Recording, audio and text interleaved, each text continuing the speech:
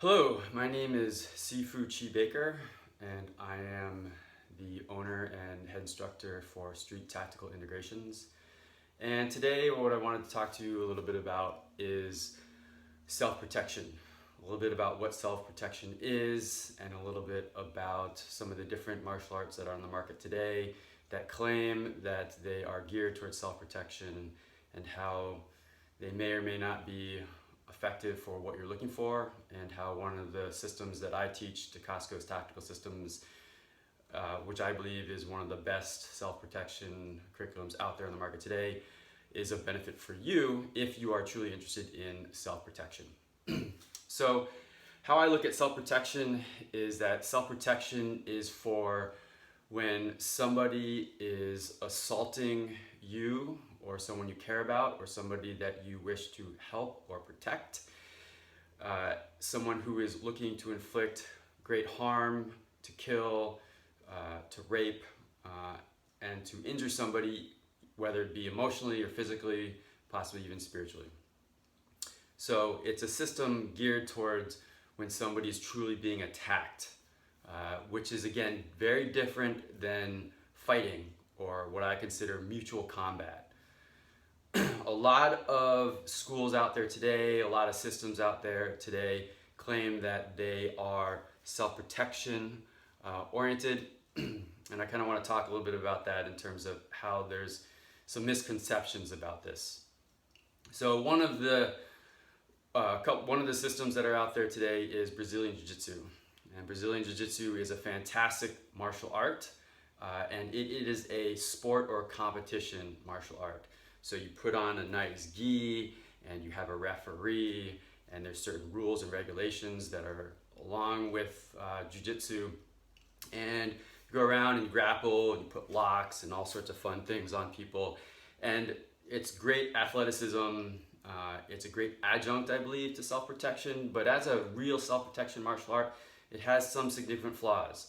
One of the biggest one is that assaults tend to happen with multiple assailants, meaning that you will encounter at least 1 to 2 to 3 people who are attacking you. And if you're rolling around on the ground and you got somebody in this armbar or headlock, and their buddy comes up to them with a fist, with a knife, with a gun, with a 2x4, and knocks you over the head or strikes you in the spine, that's it, game's over. Right? So you may have had this awesome move and really done this fantastic takedown and put them in some amazing ankle lock, chokehold, and not knowing, because your peripheral vision is gone as you're rolling around on someone, that the other person comes up and knocks you out or stabs you. And so Jiu-Jitsu, again, Jiu-Jitsu is a grappling art. It's to take someone to the ground and put them in locks and holds. And if you're on the street, rolling around on the concrete is a horrible experience. I've done it quite a bit, and it is zero fun, as well as you're completely lost in terms of other people coming in and aiding the person who is attacking you. So Jiu-Jitsu, not so great. The next one, the bigger one, is MMA, and MMA is, again, a true competition sport. Okay, there are rules, there are regulations, there are referees, and the strikes that you're allowed are basically, they hurt a lot, however they are not lethal, they are not deadly, and the reason for that is that if they were, then competitors would die. And so you got to look at what you're trained for and what you're allowed to do, and there's an old adage that how you train is how you fight, which has some debate, but truly if you're training to not hit people in certain vital areas that are really going to disable, disorient, to maim, to take their life, that when somebody is under attack, you're probably going to default to things that are great in competition but aren't necessarily going to allow you to get in and out quickly and be able to go home safely. The next one, which is another big one on the market today, is Krav Maga. So Krav Maga was designed by the Israeli army. It's still taught today to their military, and was developed for combat. So it was created for their soldiers to go into war and to be able to manage hand-to-hand combat. Now, today in the United States, Krav Maga is taught as kind of a watered-down version, and a lot of times that they spar, okay?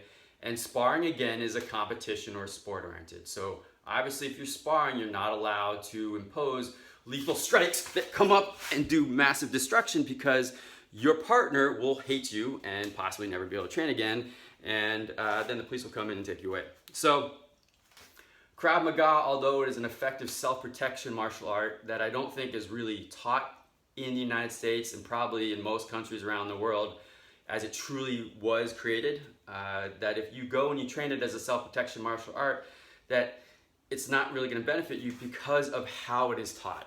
Not necessarily what the curriculum truly entails, but how it is taught.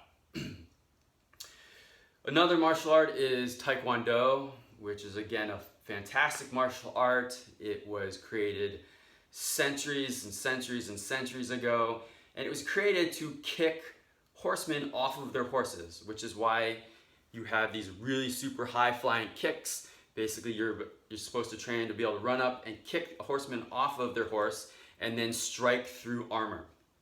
Again, it is a fantastic athletic martial art, but on the street today, you don't see too many people attacking each other on horse. So the system that it was created for doesn't fit today's system in terms of self-protection. So you have to, again, look at what is the curriculum, what's in the curriculum, what is the purpose for the curriculum or the goal of the curriculum, and then what is involved in the curriculum. So some aspects that I think are important in self-protection is, the first one is the types of strikes.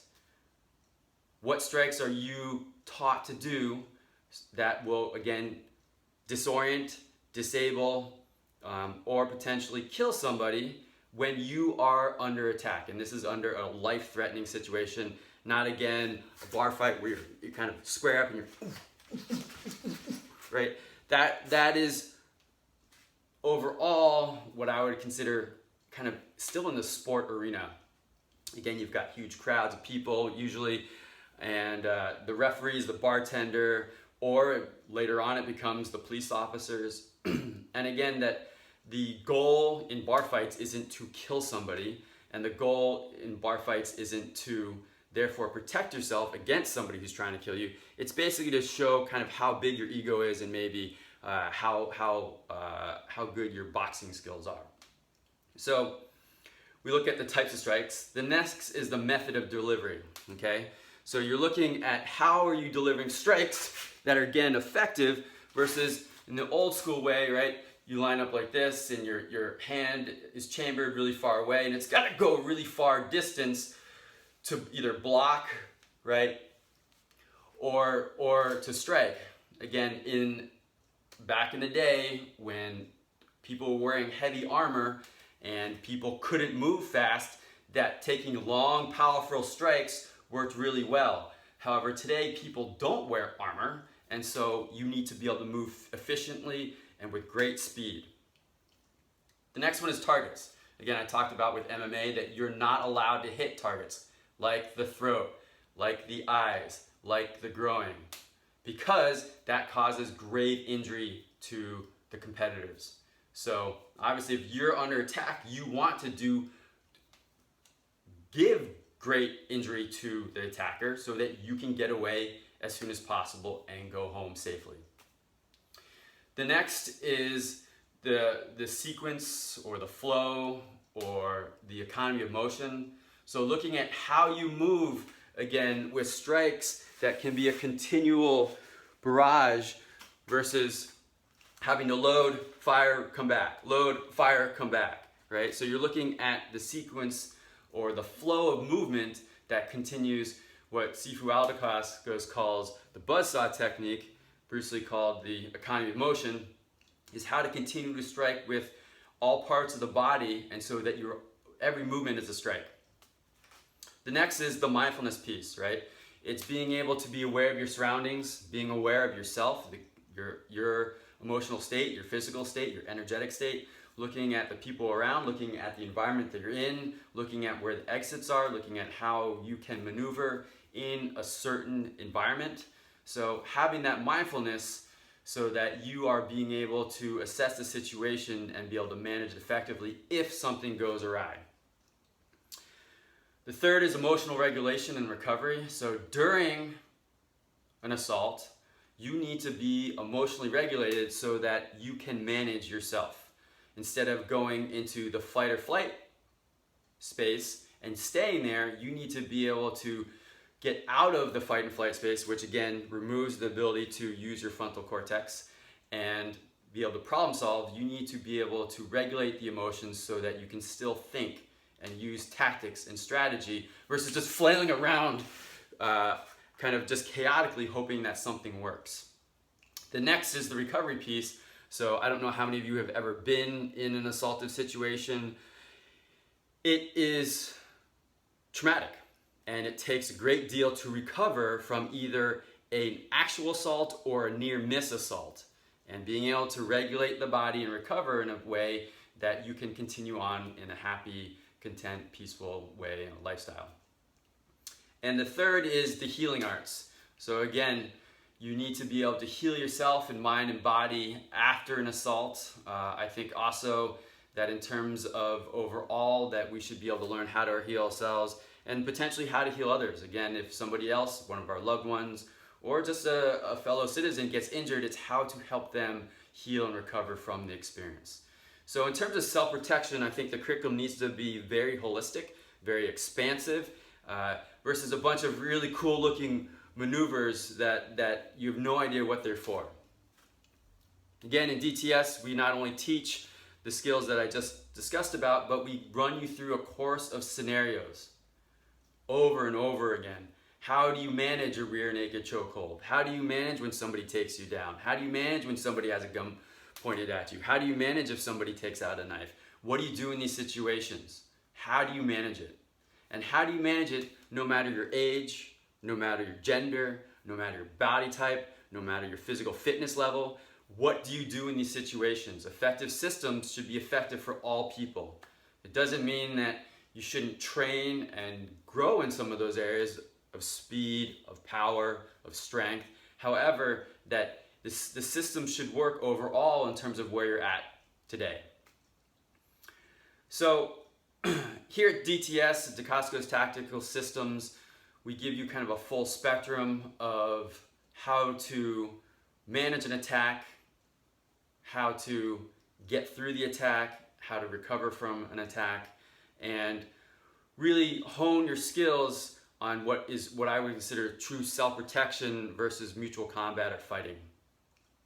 So hopefully this helps you understand a little bit about kind of the Dacascos Tactical Systems curriculum, as well as some of the other martial arts that are out there today, and how they really aren't effectual necessarily in terms of self-protection.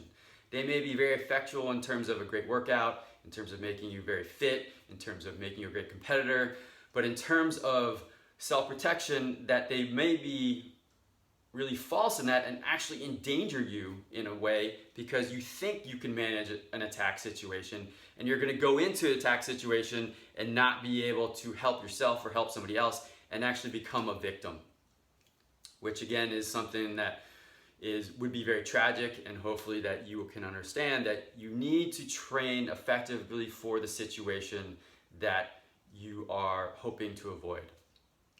And if it does happen, on how to manage it effectively. So, hopefully that offers you some insight and some knowledge about martial arts and about self-protection. And if you have any questions, please feel to contact me personally. And I hope that everyone stays safe and everyone is able to continue to thrive and not get themselves in situations that they need to actually use these methods. So take care of yourself and be well.